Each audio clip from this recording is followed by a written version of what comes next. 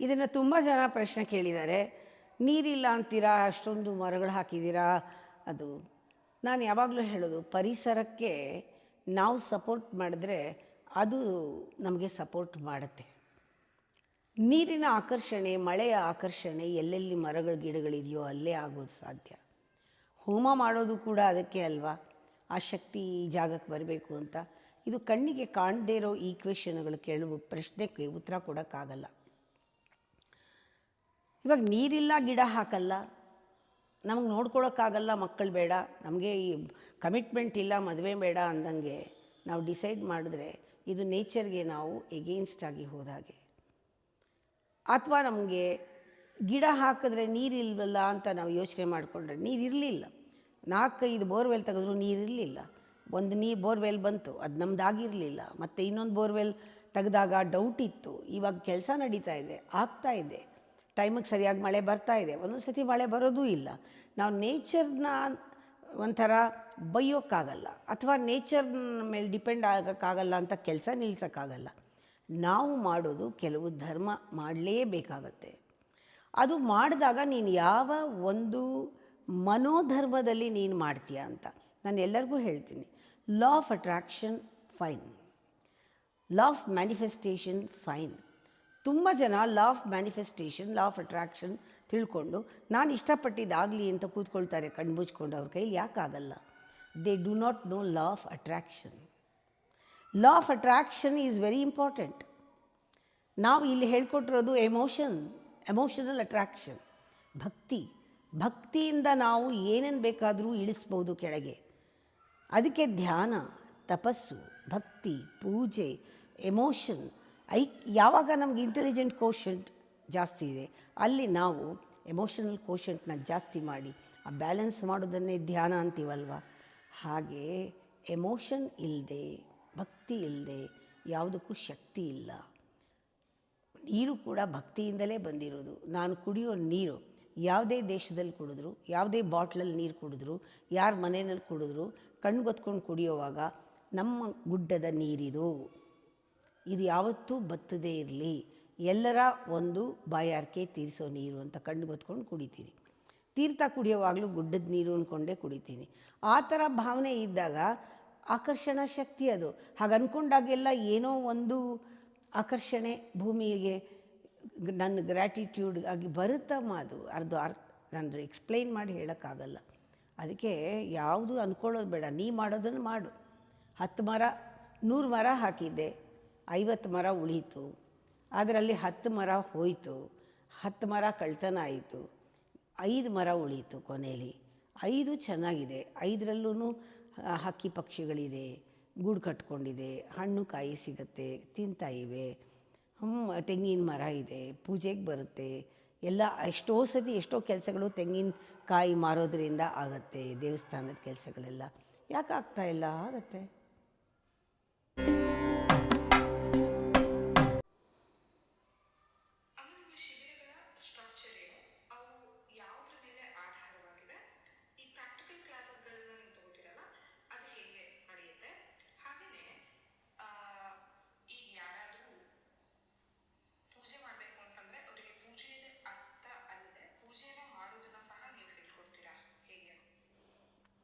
ನಾನು ಹೇಗೆ ರಿಸರ್ಚ್ ಮಾಡಿದೆ, ನಾನು ಹೇಗೆ ನನ್ನೊಳಗೆ ನಾನು ಬೆಳೀತಾ ಬಂದೆ, ಇಂಟ್ರಾಸ್ಪೆಕ್ಷನ್ ಮಾಡಿಕೊಂಡು ನನಗೆ ಯಾವ ರೀತಿ ಸಿಕ್ತು ಅದೇ ರೀತಿಯೇ ನಾನು ಟೀಚ್ ಮಾಡೋಕ್ಕಾಗೋದು, ಅದೇ ರೀತಿ ನನಗೆ ಸಿಕ್ಕಿದ್ದನ್ನು ಕೊಡೋಕ್ಕಾಗೋದು, ನನಗೆ ಗೊತ್ತಿದ್ದನ್ನು ಟ್ರಾನ್ಸ್ಮಿಟ್ ಮಾಡೋಕ್ಕಾಗೋದು.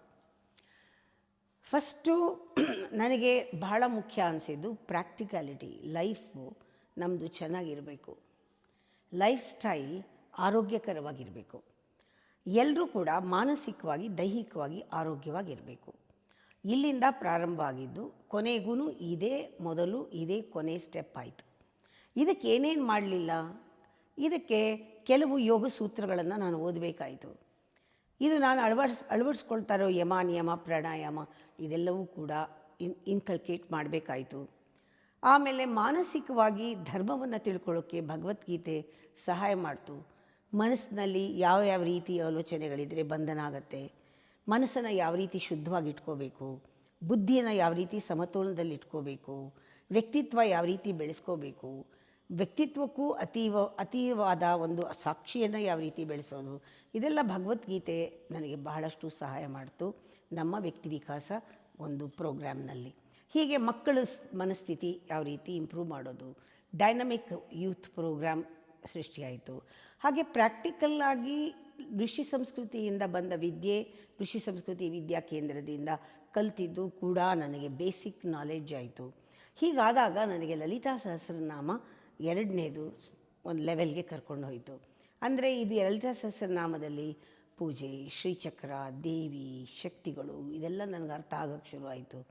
ಮತ್ತು ಇದು ಮತ್ತು ಭಗವದ್ಗೀತೆ, ಲಲಿತಾ ಸಹಸ್ರನಾಮ ಮತ್ತು ಭಗವದ್ಗೀತೆ ಎರಡು ನನಗೆ ಒಂದು ರೀತಿ ದಿಕ್ಸೂಚಿ ಥರ.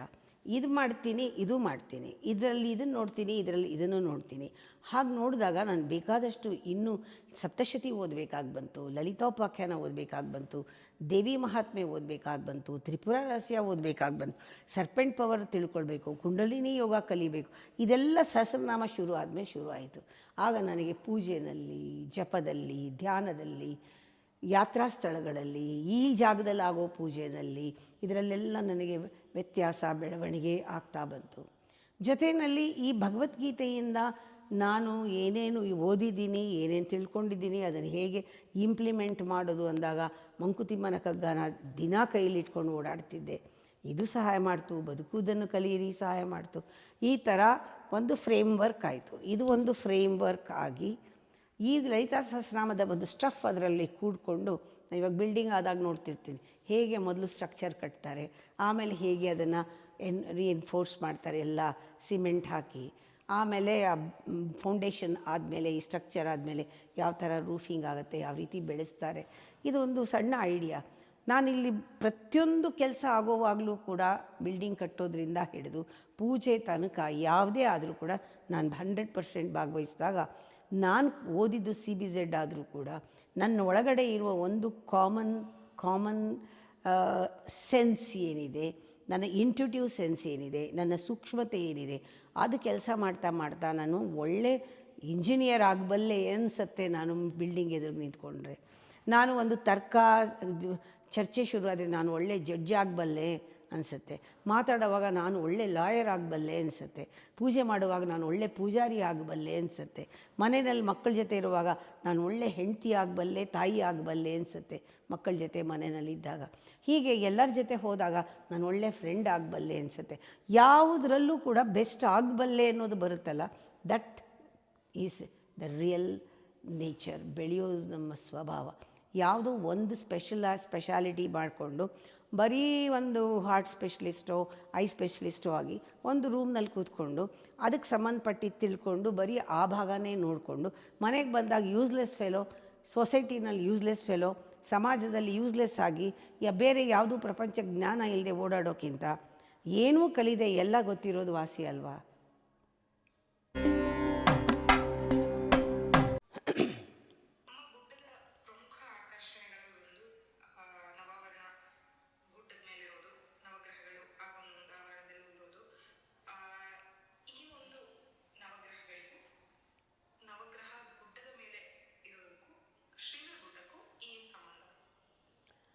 ಶ್ರೀಧರ ಗುಡ್ಡ ಹೆಸರಿನಲ್ಲಿ ಇರುವಂಥ ಶ್ರೀಗೆ ಬೇಕಾದಷ್ಟು ಆಳವಾದ ಅರ್ಥಗಳಿದೆ. ಶ್ರೀಯ ತತ್ವವೇ ಭಾಳ ದೊಡ್ಡದು. ಶ್ರೀ ಅಂದಾಗ ಎಲ್ಲ ಬರುತ್ತೆ, ಎಲ್ಲ ಸಂಪತ್ತು ಬರುತ್ತೆ. ದೇವಿ ಶಕ್ತಿಗಳೇ ಶ್ರೀ. ಶ್ರೀ ಅನ್ನೋದನ್ನು ಬಹಳ ನಾವು ಗೌರವದಿಂದ ಬಳಸ್ತೀವಿ ಈ ಪದನ. ಸಂಸ್ಕೃತದಲ್ಲಿ ಶ್ರೀ ಅನ್ನೋದು ನಿಧಿ, ದೇವಿ, ಲಕ್ಷ್ಮಿ. ಇನ್ನೂ ಸೂಕ್ಷ್ಮವಾಗಿ ತಗೊಂಡ್ರೆ ಎಲ್ಲ ಸಂಪತ್ತು, ಆನಂದ, ಪರಮಾನಂದ ಒಂದು ದೊಡ್ಡ ನಿಧಿ ನಮಗೆ. ಸ್ವಾನಂದ ನಿಧಿ ಇರುವಂತಹವರು ಶ್ರೀಧರ ಸ್ವಾಮಿಗಳು. ಸ್ವಾನಂದದಲ್ಲಿ ತೃಪ್ತಿಯಾಗಿರೋರು ಶ್ರೀಧರ ಸ್ವಾಮಿಗಳು.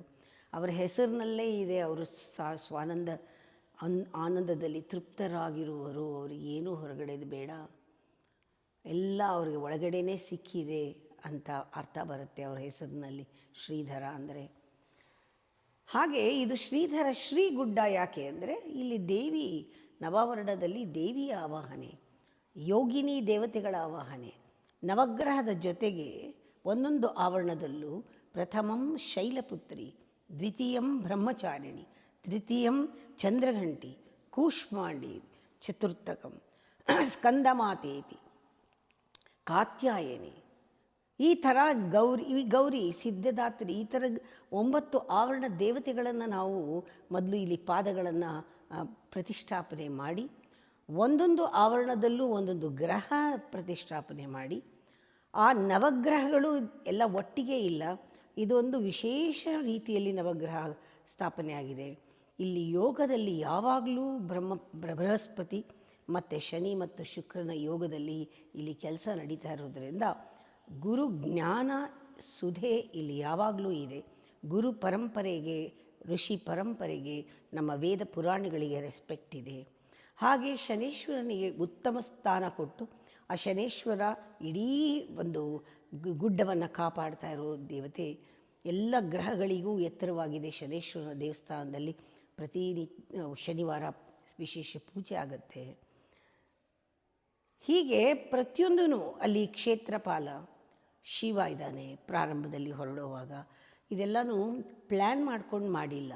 ಈ ಸ್ಥಳದಲ್ಲಿ ಇಂತಿಂಥ ಜಾಗದಲ್ಲಿ ಈ ವಿಗ್ರಹಗಳು, ಇದರ ವೈಬ್ರೇಷನ್ಗಳು ಸೇರಿಕೊಂಡು ಇಲ್ಲಿ ಒಂದು ಆವರಣವನ್ನು ಸೃಷ್ಟಿ ಮಾಡುತ್ತೆ. ಈ ಆವರಣದಲ್ಲಿ 9 ಆವರಣದಲ್ಲಿ ಒಂದು ಶ್ರೀ ಯಂತ್ರದ ಒಂದು ಶಕ್ತಿ ಇಲ್ಲಿ ಸ್ಥಾಪನೆ ಆಗುತ್ತೆ. ಹೀಗೆ ಅದು ಆಗ್ತಾ ಆಗ್ತಾ ಮಹಾಮೇರು ಪೂಜೆ, ಹೀಗಾಗ್ತಾ ಆಗ್ತಾ ಶುಕ್ರವಾರದ ಪೂಜೆ, ಹೀಗಾಗ್ತಾ ಆಗ್ತಾ ದೇವಿದು ಕಲ್ಯಾಣೋತ್ಸವ, ಪ್ರತಿ ನಾವು ಕೆಲಸ ಮಾಡಬೇಕಾದ್ರೂ ಶಿವನಿಗೆ ಆರಾಧನೆ, ರುದ್ರಾಕ್ಷಿ ಬಂದಿದ್ದು ಎಲ್ಲವೂ ಹೇಗಾಯಿತು, ಎಲ್ಲವೂ ಒಂದೊಂದು ಆಯಾ ಶಕ್ತಿಗಳು ಆಯಾ ಜಾಗದಲ್ಲಿ ಇದ್ದಾಗ ಅದು ಅದರ ಕೆಲಸ ಮಾಡುತ್ತೆ. ಹೀಗೆ ಎಲ್ಲ ಶಕ್ತಿಗಳು ಒಟ್ಟುಗೂಡಿ ಏನಾಗಬೇಕೋ ಅದು ಆಗತ್ತಲ್ವ. ಹಾಗೆ ಈ ಗುಡ್ಡ ನಿರ್ಮಾಣ ಆಗಿದ್ದು ಇನ್ನೂ ನನ್ನ ಮನಸ್ಸಿನಲ್ಲಿ ಇನ್ನೂ ಸ್ಕೆಲಿಟನ್ ಥರ ಇದೆ. ಇನ್ನೂ ಈ ಗುಡ್ಡದಲ್ಲಿ ತಪೋವನ ಆಗಬೇಕಾದ್ರೆ ಒಂದೊಂದು ನವಾವರಣದಲ್ಲೂ ಕೂಡ ಔಷಧಿ ವನಸ್ಪತಿಗಳನ್ನು ಬೆಳೆದು ಅಲ್ಲಿ ಕೂತ್ಕೊಂಡಾಗ ಆರೋಗ್ಯಕರವಾದ ವಾತಾವರಣ ಸೃಷ್ಟಿ ಮಾಡಿ, ಸೊಳ್ಳೆಗಳು ಹೆಚ್ಚು ಬರದೇ ಇರೋ ಹಾಗೆ ಮಾಡಿ, ಅದಕ್ಕೆ ಒಂದು ಪ್ರೊಟೆಕ್ಟಿವ್ ಒಂದು ರೀತಿ ಕೂತ್ಕೊಂಡು ಧ್ಯಾನ ಮಾಡೋಕ್ಕೆ ಸಣ್ಣ ಸಣ್ಣದಾಗಿ ಒಂದೊಂದು ಪೀಠೋಪಕರಣಗಳನ್ನು ಮಾಡಿ, ಒಳ್ಳೆಯ ನಾದ ಮೊಳಗುವಂಥ ಮ್ಯೂಸಿಕ್ಕು, ಒಳ್ಳೆಯ ದೀಪ ಅಲಂಕಾರ, ಈ ಥರ ಜನಗಳಿಗೆ ಬಂದು ಇಲ್ಲಿ ಕೂತ್ಕೊಂಡು ಧ್ಯಾನ ಮಾಡೋಕ್ಕೆ. ನಾವು ತೋಟ ಅಂದ ತಕ್ಷಣ, ಪಾರ್ಕ್ ಅಂದ ತಕ್ಷಣ ಜನ ತಿಂದುಬಿಟ್ಟು ಗಲೀಜು ಹಾಕ್ಬಿಟ್ಟು ಹೋಗ್ತಾರೆ. ಇವಾಗಲೂ ಕೂಡ ಅದನ್ನು ಮಾಡೋದನ್ನು ನಾವು ನಿಲ್ಲಿಸ್ಬೇಕಾದ್ರೆ ತುಂಬ ಕಷ್ಟಪಡ್ತಾ ಇದ್ದೀವಿ.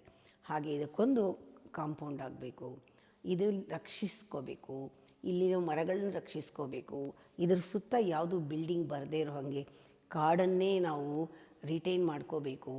ಮತ್ತು ತುರಳ್ಳಿ ಫಾರೆಸ್ಟ್ಗೂ ಇದಕ್ಕೂ ಹತ್ತಿರದ ಸಂಪರ್ಕ ಇರೋದರಿಂದ ವಾಕಿಂಗ್ ಟ್ರ್ಯಾಕ್ ಮಾಡಬೇಕು. ನಾವು ಫಾರೆಸ್ಟ್ನವರಿಂದ ಪರ್ಮಿಷನ್ ತಗೊಂಡು ಫಾರೆಸ್ಟನ್ನು ನಾವು ಉಳಿಸ್ತೀವಿ ಅನ್ನೋದು ಒಂದು ಯೋಜನೆ ಹಾಕೋಬೇಕು. ಇದೆಲ್ಲ ಮುಂದಿನ ಪ್ಲ್ಯಾನ್ ಇದೆ. ಈ ಜಾಗ ಹಸಿರಾಗಿ ಇರಬೇಕಾದ್ರೆ, ಒಂದು ಸೆಂಟ್ರ್ ಆಗಬೇಕಾದ್ರೆ ಸುತ್ತಮುತ್ತಲೂ ಕೂಡ ಒಂದು ಆಕರ್ಷಿತವಾಗಿರುವಂಥದ್ದು ಕಾರ್ಯಗಳನ್ನ ನಾವು ಮಾಡಬೇಕಾಗತ್ತೆ.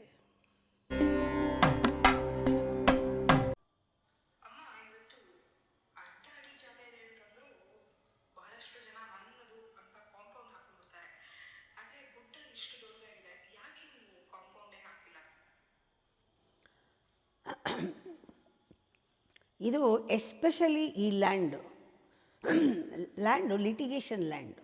ಅಂದರೆ ಇದು ಇವತ್ತೂ ಸರ್ವೆ ನಂಬರ್ 69 ಅಂತಂದರೆ ಕೋರ್ಟಲ್ಲಿ ಒಂದು ಕೇಸ್ ನಡೀತಾನೇ ಇರುತ್ತೆ. ಯಾರೂ ನಮ್ಮದು ಅಂತ ಕ್ಲೇಮ್ ಮಾಡೋಕ್ಕಾಗಲ್ಲ. ಆದರೆ ನಾವು ಈಗ ಈ ಗುಡ್ಡನ ನಿರ್ಮಾಣ ಮಾಡಿರೋದು ನಾವು ಹಣ ಕೊಟ್ಟು ಕೊಂಡ್ಕೊಂಡಿರೋದು ಸರ್ವೆ ನಂಬರ್ 69ಗೆ ಸೇರಿಲ್ಲ. ಕೆಲವು ಭಾಗ ಸೇರಿರೋದು ಗೌರ್ಮೆಂಟಿಂದ ಲೀಸಿಗೆ ಸಿಕ್ಕಿರೋದು. ಇದೆರಡನ್ನು ಬಿಟ್ಟರೆ ಯಾವುದೂ ನಮ್ಮದಲ್ಲ. ನಾವು ಅಕಸ್ಮಾತ್ ಈ ಸುತ್ತ ನೋಡ್ಕೋಬೇಕಾದ್ರೂ ಕೂಡ ನಿಸ್ವಾರ್ಥವಾಗಿ ಈ ಕಾಡನ್ನು ಉಳಿಸೋಕ್ಕೆ ನಾವು ಹೊರಡಬೇಕೇ ಹೊರತು, ಬೆಳೆಸಬೇಕೇ ಹೊರತು ನಮ್ಮದು ಅಂತ ಅಲ್ಲ. ಅದರಿಂದ ಈ ಲ್ಯಾಂಡು ಯಾರಿಗೆ ಸೇರುತ್ತೋ, ಯಾರು ಇದಾಗುತ್ತೋ ಗೊತ್ತಿಲ್ಲ.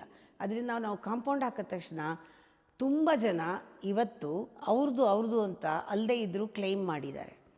ಆಮೇಲೆ ಇದು ಸುಳ್ಳು ಇದನ್ನು ಪತ್ರನ ಸೃಷ್ಟಿ ಮಾಡಿ ನಮ್ಮದು ಅಂತ ಕೆಲವರು ಬಂದು ಬೆಳ್ಕೊಂಡು ಮತ್ತು ಕೋರ್ಟಿಂದ ಆರ್ಡ್ರ್ ಬಂದು ಅದು ಹೋಗಿ ಈ ಥರ ನಡೀತಾನೇ ಇದೆ, ಲಿಟಿಗೇಷನ್ ನಡೀತಾನೇ ಇದೆ. ನಮ್ಗೆ ಯಾವ ಪ್ರಾಬ್ಲಮ್ಮೂ ಇಲ್ಲ, ಯಾಕೆಂದರೆ ನಾವು ಯಾವುದೂ ಎನ್ಕ್ರೋಚ್ ಮಾಡಿಲ್ಲ. ಈ ಸುತ್ತಮುತ್ತ ಲ್ಯಾಂಡನ್ನು ಒಂದು ಸ್ವಲ್ಪ ಜಾಗನ 10 ಜನ ಕೊಂಡ್ಕೊಂಡಿದ್ದಾರೆ. ಆ ಥರ ನಮಗೂ ಒಂಚೂರು ಮೋಸ ಆಗಿದೆ, ತುಂಬ ಮುಂಚೆ ನಾವು ಬೇಗ ಎಚ್ಚೆತ್ಕೊಂಡ್ವಿ. ಈ ಸುತ್ತಮುತ್ತ ಇರೋ ಜಾಗದಲ್ಲಿ ಯಾರೂ ಏನೂ ಮಾಡೋಕ್ಕಾಗಲ್ಲ, ಒಬ್ಬರ ಮೇಲೆ ಒಬ್ಬರಿಗೆ ಜಗಳ. ಇದು ನಂದು ಅಂತ ಜಗಳ ಆಡ್ತಿದ್ದಾಗ ನಾವು ಕಾಂಪೌಂಡ್ ಹಾಕಿದ ತಕ್ಷಣ ಅವ್ರಿಗೆ ಸಹಿಸೋದಿಲ್ಲ, ಕಾಂಪೌಂಡ್ ಹೊಡಿತಾರೆ. ಇದು ಅವರು ಮೆಷರ್ಮೆಂಟ್ ಯಾವಾಗ ಮಾಡ್ತಾರೋ, ಅವ್ರದ್ದು ಅದು ಯಾವಾಗಾಗುತ್ತೋ, ನಮ್ಮದು ಇಷ್ಟು ಅಂತ ನಮ್ಮ ನಿರ್ಧಾರ ಯಾರು ಮಾಡ್ತಾರೋ ಭಗವತಿಗೆ ಗೊತ್ತು.